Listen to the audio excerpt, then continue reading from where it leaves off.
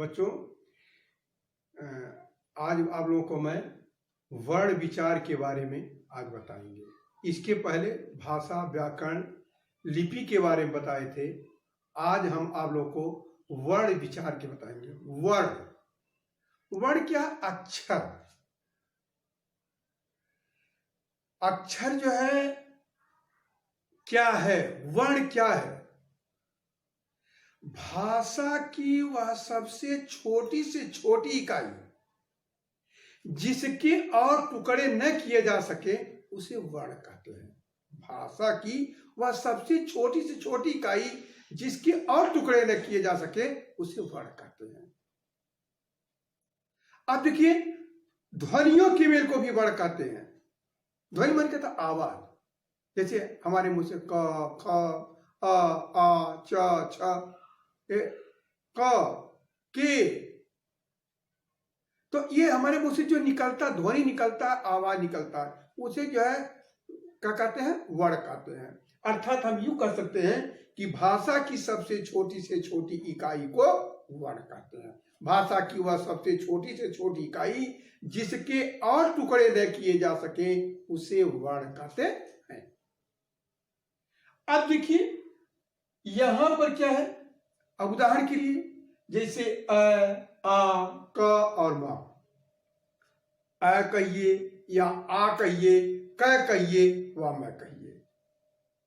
अब इसके बाद में प्रश्न उठता है कि इसके भी कुछ भेद तो होंगे। जो वर्ण है इसका भी तो कोई भेद होगा। अब इसके भेद में क्या है? अब जो पहले हम बताएंगे वर्णमाला, वर्णों का माला। जैसे आप माला बनाते हो तो एक दाना रखकर उसको माला आप नहीं कहोगे। 2, 4, 6, 10, 20 को एक धागे में पिरो करके और उसको जो माला आप बनाते हो। माला बन जाता है, 108 दाने का एक सुमेरनी बना लेते हैं और गले में धारण करते हैं। या भगवान राम की, किसी की अपने अपने धर्मानुकूल लोग पूजा करते हैं। उसके माला वो नमः शिवाय, नमः भगवते वासुदेवाय, जो भी अपने अपने धर्म का वाहे गुरु सब जो है गॉड, सब लोग अपने अपने उसके अल्लाह ताला जो भी है सब अपने अपने धर्म के साथ बुलाते हैं, याद करते हैं, उसी माला को डुलाते रहते हैं। माला डुलाने का अलग अलग तरीका होता है। वर्णमाला वर्णों के व्यवस्थित क्रमबद्ध, मानो जो वर्ण हो, अक्षर है, उसका आप व्यवस्थित ढंग से, सुचारू ढंग से, और वह क्रमबद्ध हो। माने क्रम माने बारी बारी से बंधा हुआ हो। ये नहीं कि एक अक्षर यहाँ एक अक्षर वहां, नहीं। जिस भी अक्षर को आप रखते हैं उसका जो है बारी बारी से हो। अर्थात कह सकते हैं आप वर्णों के सुव्यवस्थित एवं क्रमबद्ध समूह को वर्णमाला कहते हैं। या शॉर्टकट में भी कह सकते हो कि वर्णों के समूह को वर्णमाला कहते हैं। ओके, फिर देखिए, अब वर्णमाला के 3 भेद होते हैं। वर्णमाला के 3 भेद होते हैं। पहला होता है स्वर, दूसरा होता है व्यंजन, तीसरा होता है अयोगवाह। स्वर का मतलब क्या है? जिनका उच्चारण बिना किसी अन्य वर्ण की सहायता के लिए बिना किया जाता है उन्हें स्वर कहते हैं। जिनका उच्चारण बिना किसी अन्य वर्ण की सहायता लिए किया जाता है उन्हें स्वर कहते हैं। अर्थात स्वर अपने ऊपर आधारित होता है, वह दूसरे किसी की सहायता नहीं लेता है, वह किसी के ऊपर निर्भर नहीं है। तो आप यूं कह सकते हैं, जिनका उच्चारण बिना किसी दूसरे की सहायता से किया जाता है। अर्थात वो भी कह सकते हैं जिनका उच्चारण अक्षर की सहायता से किया जाता है उन्हें स्वर कहते हैं। अब स्वर क्या होते हैं? जैसे आ ई उ री ए ओ औ, ये क्या होते हैं? जैसे आ ई उ री ए ओ औ, ये क्या होते हैं? आपके स्वर होते हैं, और अंग अ नहीं होता है। फिर देखिए व्यंजन।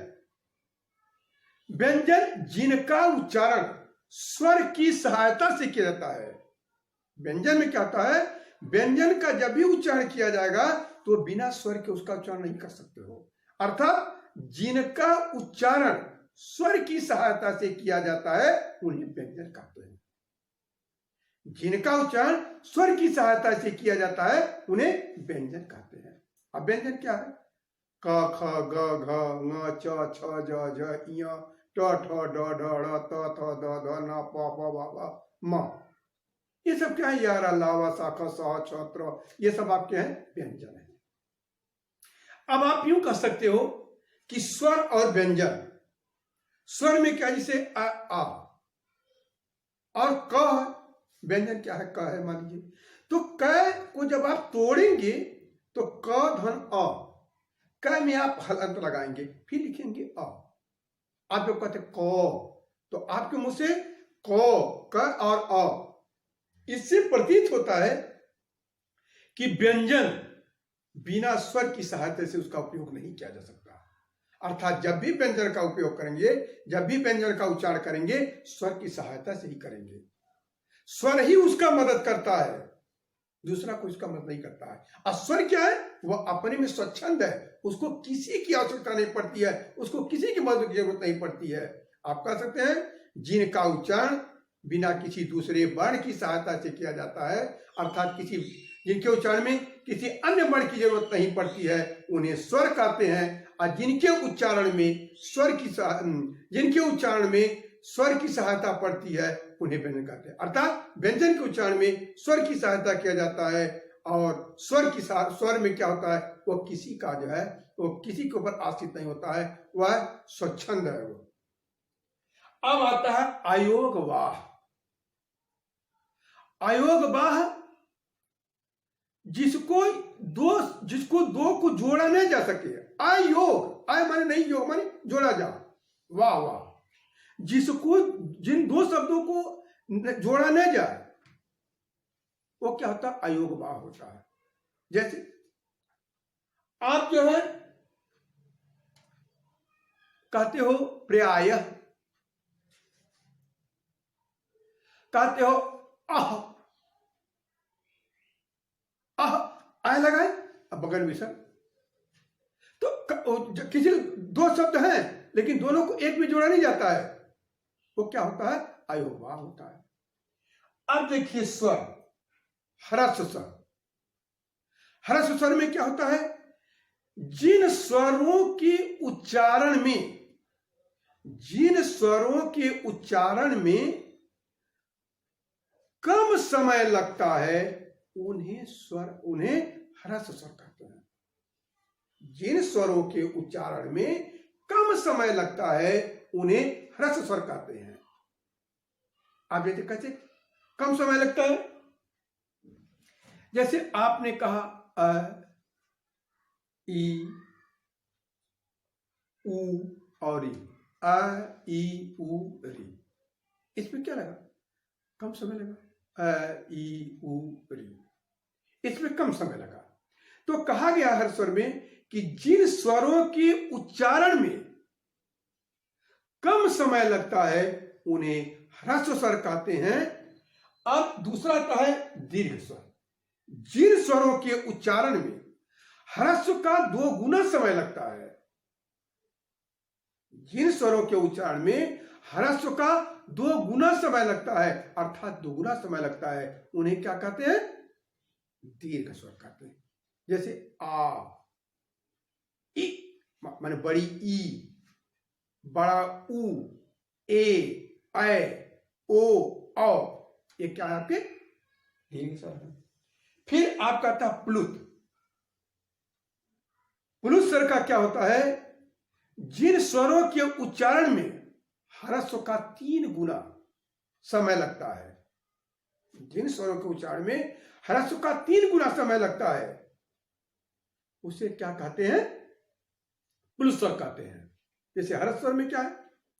ह्रस्व स्वर में कम समय लगता है, दीर्घ स्वर में ह्रस्व का 2 गुना समय लगता है, प्लुत स्वर में ह्रस्व का 3 गुना समय लगता है। अब ओम, तो क्या होगा? 3 गुना समय लगा। तो इस प्रकार से हम कह सकते हैं। अब देखिए, अब है आपका व्यंजन। व्यंजन के आपके जो है 4 भेद होते हैं। पहला होता है स्पर्श, दूसरा होता है अंतस्थ, तीसरा होता है ऊष्म और चौथा होता है संयुक्त। हाँ देखो, स्पर्श व्यंजन। स्पर्श व्यंजन वे हैं जो कभी कंठ, कभी जीभ, कभी तालु, कभी दंत आदि से टकराते हैं, वो क्या होते हैं? स्पर्श। स्पर्श माने छूना, टच करना। अब स्पर्श में कौन कौन आते हैं? कैसे मैं, ये है 25 स्पर्श में। कितने हैं? 25। जैसे क, ख, ग, घ, ङ, च, छ, ज, झ, ञ, ट, ठ, ड, ढ, ढ़, त, थ, द, ध, न, प, फ, ब, भ, म। ये क्या होते हैं? आपके 25 जो है स्पर्श व्यंजन होते हैं। स्पर्श व्यंजन वे व्यंजन है जो कभी मुंह से, कभी जीभ से, कभी दांत से, कभी होठ से टकराते हैं, वो क्या होते हैं? स्पर्श व्यंजन होते हैं। जैसे आप क कैसे टकरा, ख, अभी से पा, फा, बा, अभी के होठ से भी पकड़ा, होठ हुआ, ठक ठक डा, देखिए दांत से जो है। तो इस प्रकार से कभी होठ से, कभी दांत से, कभी जीभ से, जिह्वा, ये सबसे टकराता है, वो क्या होता है? स्पर्श व्यंजन। अब होता है अंतस्थ। अंतस्थ व्यंजन में क्या होता है?